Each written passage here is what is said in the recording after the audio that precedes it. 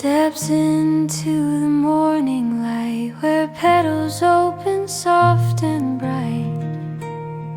With gentle hand she tends the ground, where hope and color can be found.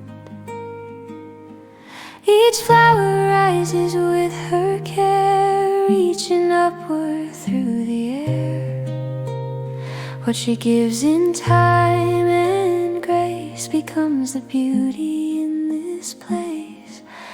Every bloom is shaped by love, growing where her heart has moved.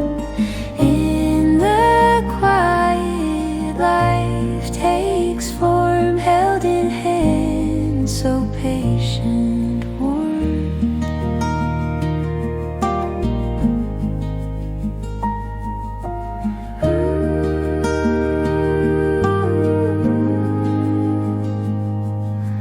Day by day the blossoms rise, painting joy before her eyes.